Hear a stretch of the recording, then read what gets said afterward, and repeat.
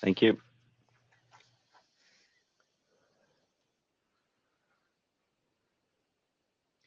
All right, it is officially good afternoon, everyone. Thanks for joining us today.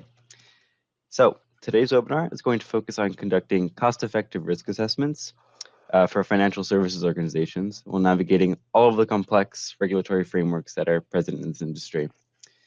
Financial institutions face increasing compliance demands, and risk assessments are a critical part in meeting these challenges without overextending your organization's resources.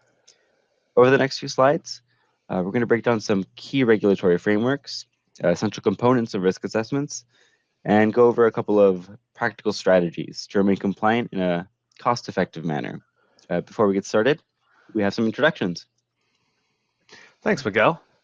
My name is Richard Suls, and I've been consulting in cybersecurity for decades. I'm a court-admitted expert witness in the U.S. federal and several state courts.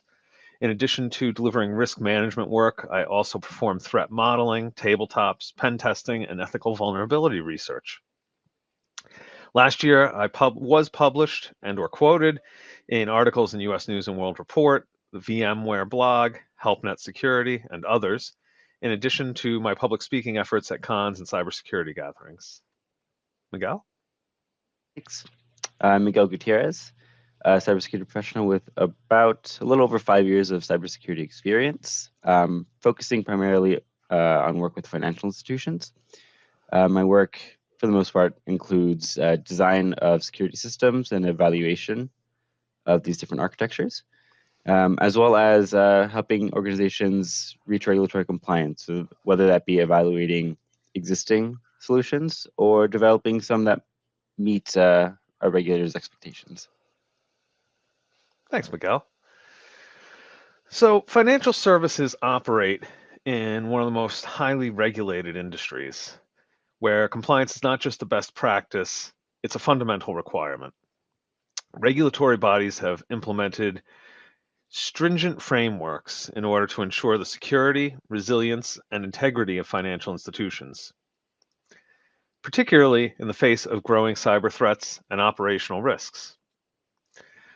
Some key frameworks that are shaping risk management and compliance in this space include New York DFS, Cybersecurity Regulation Amendment 500.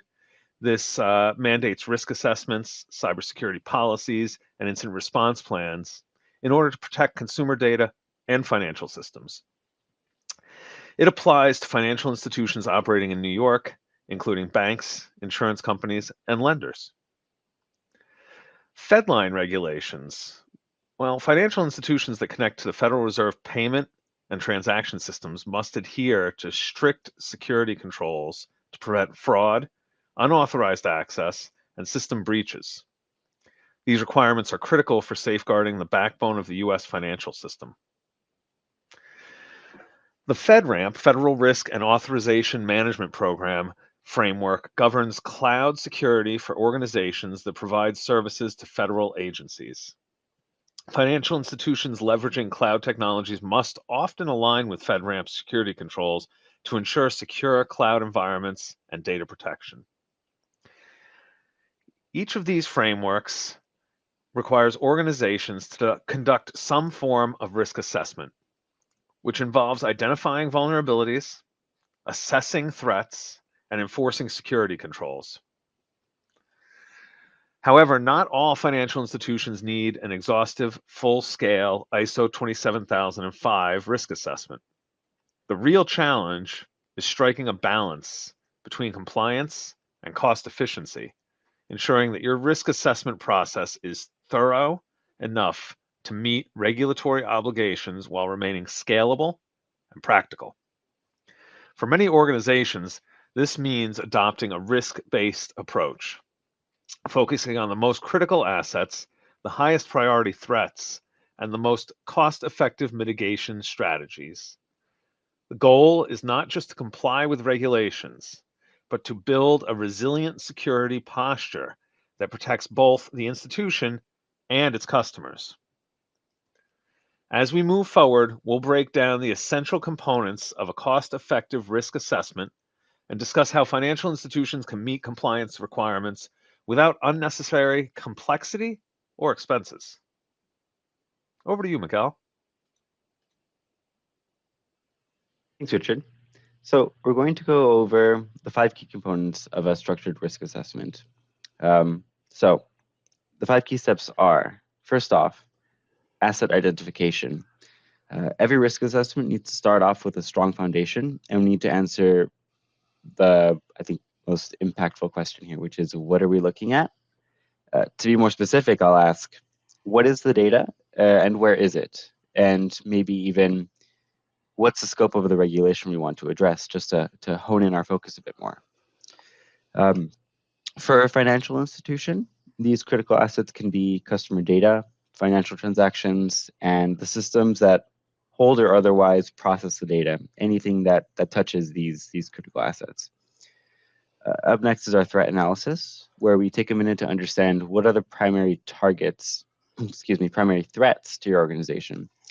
Identifying risks like cyber attacks, and more specifically, something like ransomware, other operational disruptions, and even non-compliance penalties from regulators.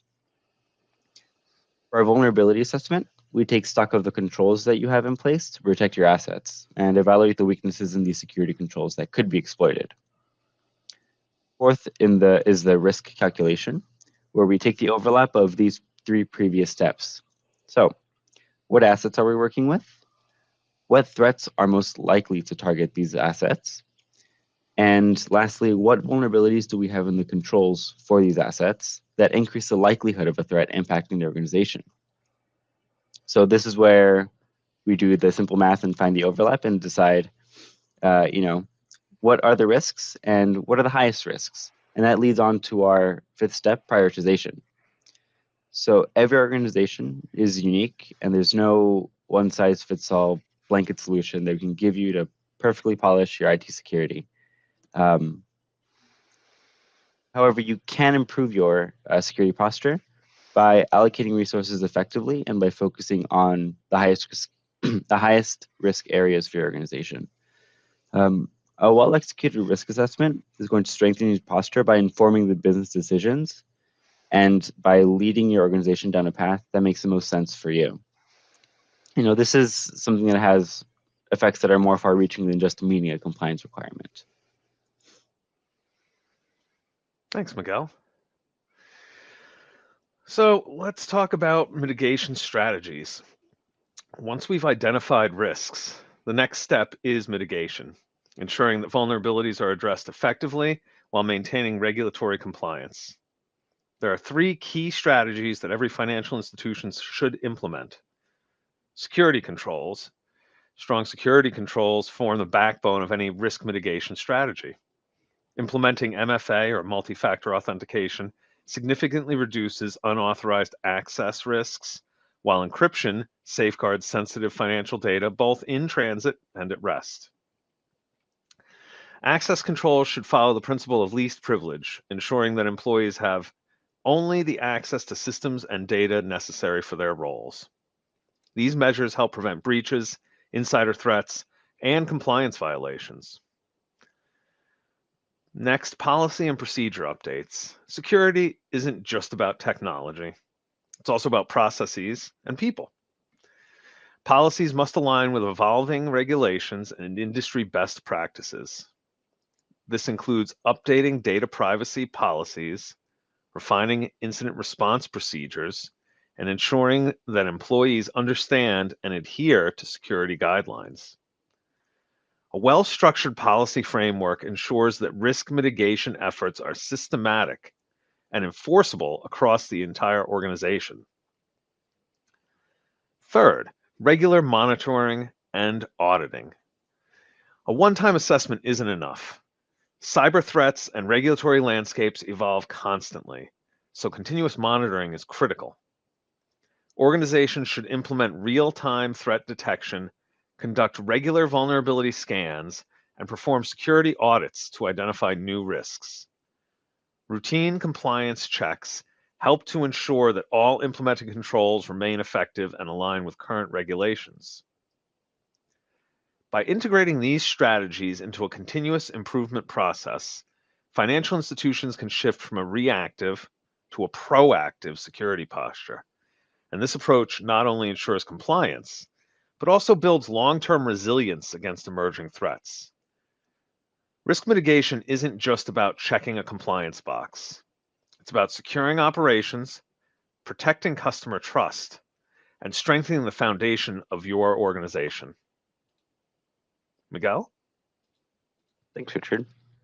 So now, why don't we take a look at a real example? What might a risk assessment look like for a financial services organization? Let's look at some common issues identified for financial services in implementing a cost-effective risk assessment. So in an asset, when we identify the assets, in this first step, we look at key assets, which will be something like customer data. Think of everything you need to collect for KYC, account numbers, SSNs, etc., transaction records, customer lists, and maybe even your company's proprietary financial algorithms. We've identified the what. Now ask where. What IT systems does this information exist in, transit through, is processed by? And in today's day and age, I expect there to be some sort of cloud component. So kind of adds another difficulty to figuring out where your data is. For the threat analysis, we ask what threats does your organization face? Cyber threats such as ransomware, which is especially relevant for financial services, phishing, malicious insider risks. Ask do you know if you're compliant with NYDFS or FedRAMP or any other regulations? And are you willing to take the risk of not being the first to find out? For the vulnerability assessment, we look at the weaknesses in your security controls. We'll take customer data, for example. Is it consistently encrypted at rest? Is there anywhere along any of your business processes where this data might not be encrypted? Really try to look for the weak points in any of your processes. Does your organization regularly review user privileges to prevent job creep? If someone switches job descriptions, do they keep all of their previous access? And you know about it? I believe we might find network security, data storage practices, user access controls to really not be up to spec. And those are some of the common issues that we identify. For risk mitigation, some of the most common mitigations we see here are, and this will seem like perennial advice, but implementing multi-factor authentication. We say it because it works. Strengthening encryption, so both in transit and at rest, and updating your policies. So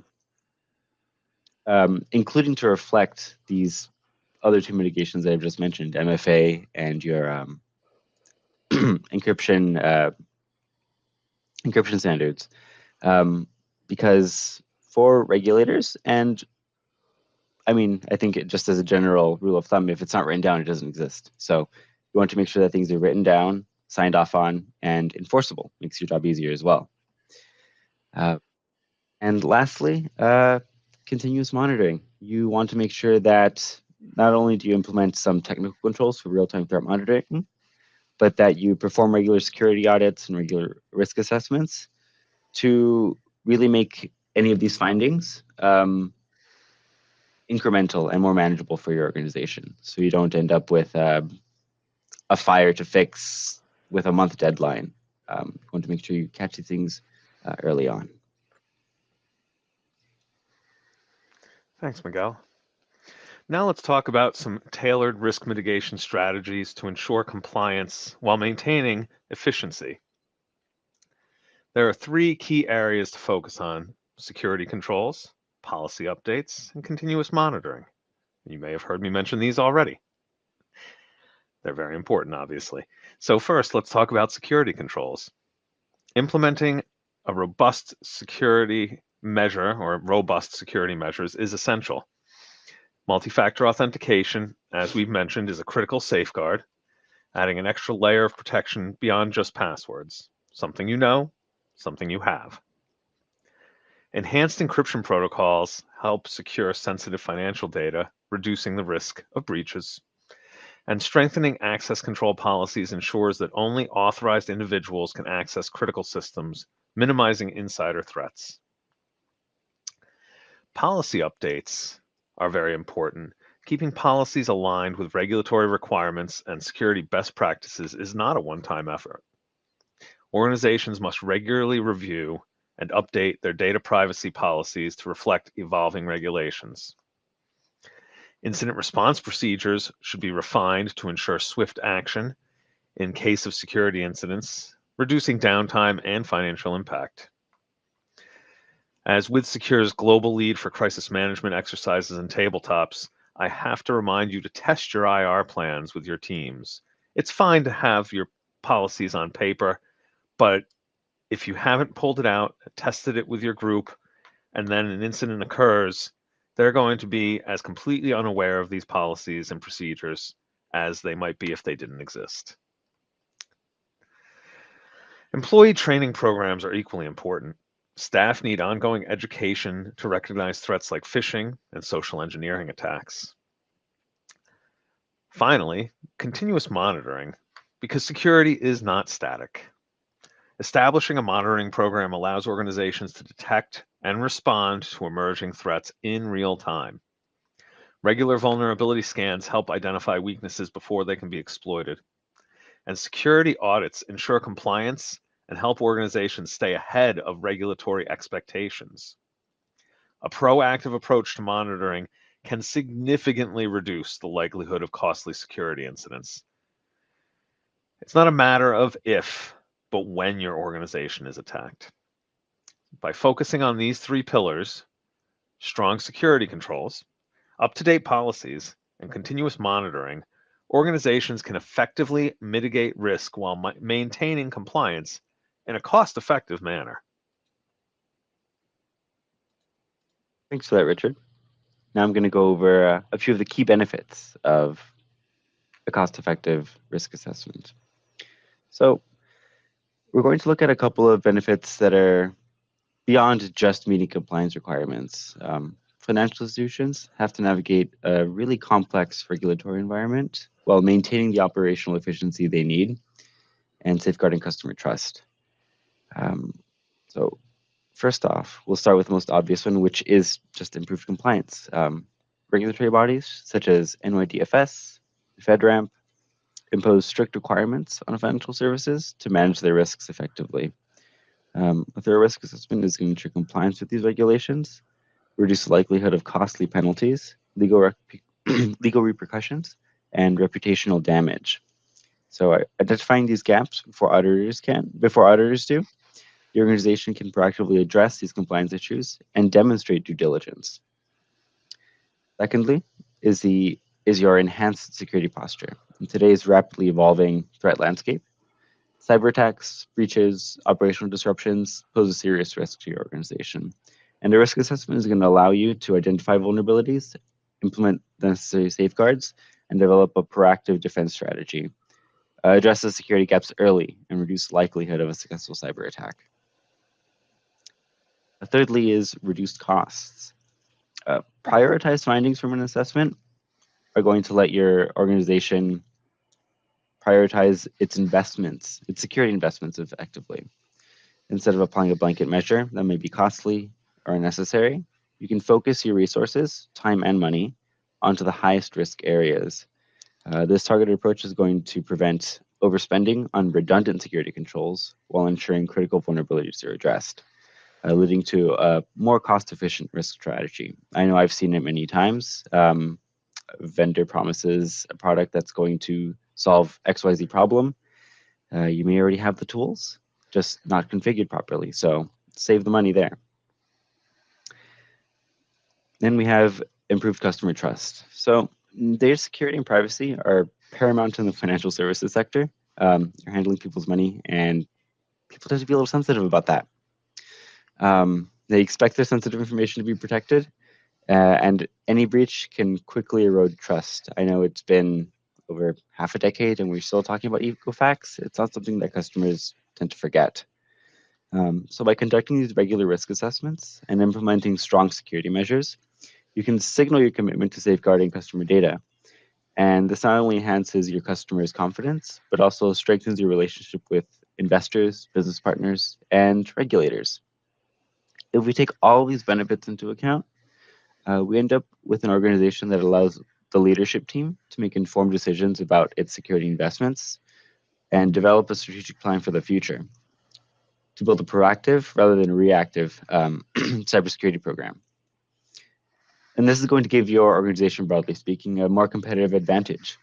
With regulatory scrutiny intensifying, you're going to need to demonstrate a strong security posture, and this can make show up as a key differentiator in the market. Clients prefer to work with organizations that have a good reputation for compliance and security and not showing up in the news.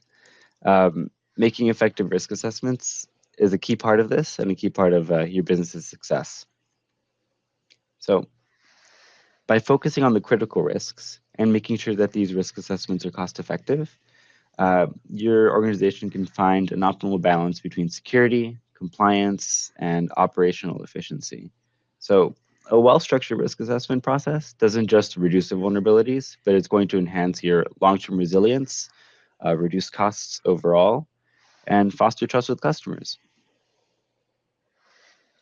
Thanks, Miguel. So as we wrap up, let's reflect on the key points from today's discussion.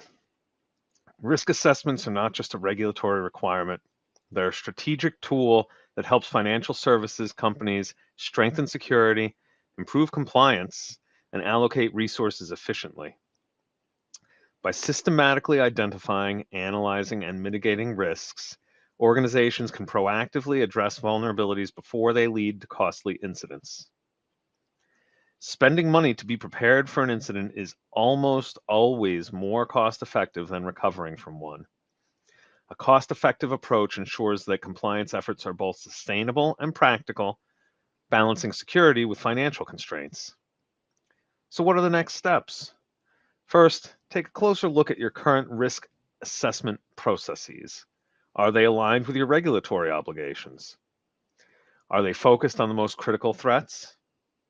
Next, consider refining your approach by leveraging automation, streamlining reporting, and integrating security into daily operations.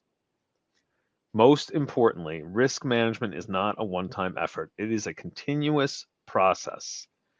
By embedding security and compliance into your company's culture, you not only protect your business, but also build long-term trust with regulators, stakeholders, and customers. Thank you for your time today. We have several questions that have already been placed in the comment box, and I would just like to remind you that if you have any questions, you can use this questions comment box to add your own in. So now I think we'll take some of the questions.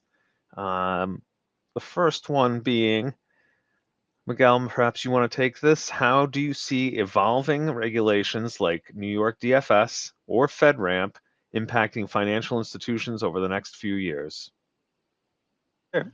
So like I've mentioned in the presentation, the cybersecurity, the threat landscape is continually evolving, and regulators take note of this and update their regulations accordingly.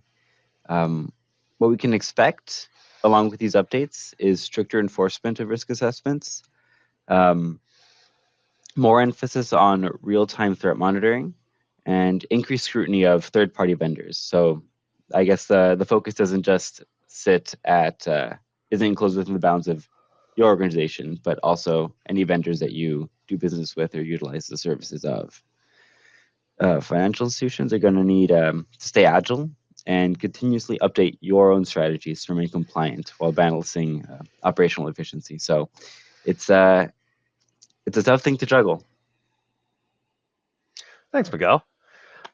We've got another one here, a good one. What are some of the biggest challenges organizations face when trying to balance compliance with cost-effective risk management? And I'll take this one if you don't mind. One major challenge is determining the right level of security investment, right? We've been talking about efficiency and effectiveness, financial constraints. Most organizations struggle with implementing robust risk management without overspending on unnecessary controls. Another challenge is the complexity of overlapping regulations, which I'm sure all of you who are in attendance can attest to. It can create compliance fatigue. The key is to prioritize critical risks, leverage automation where possible, and integrate compliance into existing processes rather than treating it as a burden and a separate responsibility. I see another question. So, Miguel, perhaps you want to take this one. Sure. How do you prioritize? Oh, no, I'm sorry, there was one ahead of time there. How can automation and AI improve the efficiency of risk assessments in financial institutions? Oh, sure. So automation and AI, I'll bundle the two as just automation. Um, it can really improve the efficiency of your risk assessment process and some of your controls by helping your team continuously monitor systems for vulnerabilities in real time. You can do some automated compliance reporting to reduce some human error and save time. Um, One tool that I've seen in action is using machine learning to detect patterns in fraudulent activities or cybersecurity threats. You'll see this as anomaly detection, which is I think pretty popular in a couple of like SIEM solutions that I've seen. Um, Prioritizing risks dynamically based on evolving threat intelligence, and this kind of plays along with detecting anomalous activity. A lot of these will reset baselines based off of sort of global data sets. Um, And by integrating these different AI security analytics, you can move from reactive to proactive since you have essentially machine scanning and taking all of these three threat intel feeds and building something that's a little more relevant to your organization. Thanks, Miguel. And I think that you might notice as we go through this, we're really emphasizing moving from a reactive to a proactive state. And you might remember if you've been on other webinars with us, particularly the New York DFS ones, that we're seeing regulators trying to push the marketplace towards that proactive state, both with fines and frameworks. And I think that what we're going to see over the next couple of years is that push towards proactivity being um, more of a commonality and something that we're going to see embraced by most companies, especially the ones that are most successful at security.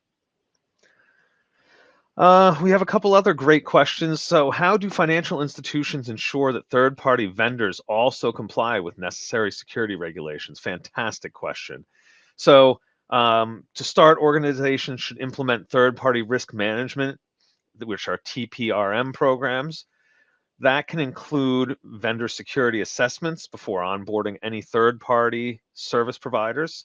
If they're already onboarded, you may request from them on a regular basis some kind of assessment that they've already had done. Others are contractual security clauses requiring vendors to adhere to regulatory standards such as DFS or FedRAMP. We've also seen ongoing audits and monitoring to ensure vendors maintain compliance. And again, this kind of goes into this concept of security is a continuous process. Other things that we've seen are clear incident response protocols in the event of a security breach that does involve a vendor. And that's very important to make sure that you've got that in writing.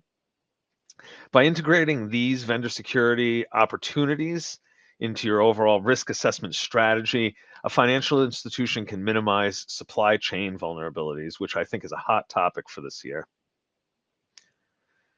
Let's see, other questions. Let's see one here that I can take. So Sure. how do you prioritize which risks to mitigate first when resources are limited? This one is kind of the crux of our argument here, right? So what you'll do is you'll prioritize risks based on a combination of likelihood and impact. So any risks that could lead to a regulatory noncompliance, financial loss, reputational damage should be addressed first. These are the ones with the biggest impact, right? And so one tool that we like to use quite frequently is developing a risk matrix to categorize each of these threats, focusing on high impact and high likelihood risks, which will be your highest priority.